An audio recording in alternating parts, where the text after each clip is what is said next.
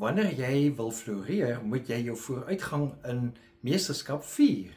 Meesterskap, oftewel bedrewe wees of 'n kenner word in iets, is nie 'n enkele groot sprong nie, maar dis 'n reeks klein en dikwels ongemerkte oorwinnings. Ons is egter so geneig om ons met ander te vergelyk wat al reeds daar is wat ons graag sou wil wees, dat ons vergeet om ons eie groei waar te neem.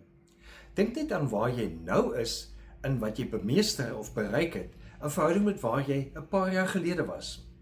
Navorsing toon dat erkenning van selfs geringe vooruitgang is 'n kragtige bron van motivering. Erikson en Howell verduidelik dat doelbewuste oefening die beste resultate lewer wanneer ons bewuslik opmerk hoe ons verbeter. Dis soos 'n kunstenaar wat haar vroeë sketse langs haar nuutste werk plaas en glimlag oor die groei wat sigbaar word. Ons lees in Psalm 92 vers 5: U groot dade, Here, het my baie bly gemaak. Ek wil juig oor wat U gedoen het. Ons kan saam met die digter juig oor God se wonderdade, nie net in die wêreld nie, maar ook in ons eie lewens.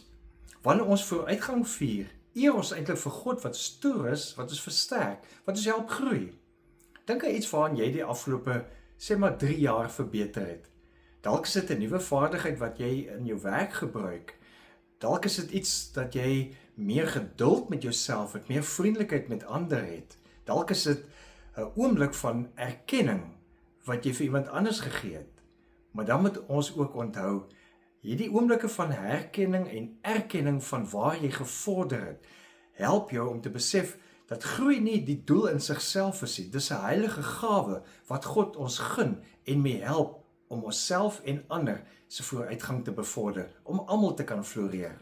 Een van die beste praktyke om meesterskap te vier, is juis om elke week terug te kyk na maniere waarop jy die afgelope week gegroei het. As jy elke week 3 dinge so neerskryf, dan moedig dit jou aan om steeds te groei en die mens te word wat God bedoel het, jy moet wees. Hierdie word as het ware jou groeijoernaal. En jy kan dit natuurlik in jou selfoon ook skryf, maak nie saak waar nie. Maar dis net om elke week te kontroleer en te besef en te evalueer, waar is ek nou en hoe het ek gegroei in hierdie 3 aspekte. En dan is die interessante, as jy dit naderhand begin terugkyk en besef, hoe het jy oor als groei, veral as jy moedeloos word, dan wys dit vir jou, hoe ver het jy al gevorder met die groei hierin. En dit help jou om jou vooruitgang te vier. So, vier vooruitgang in meesterskap. So floreer jy. Leef geïnspireerd.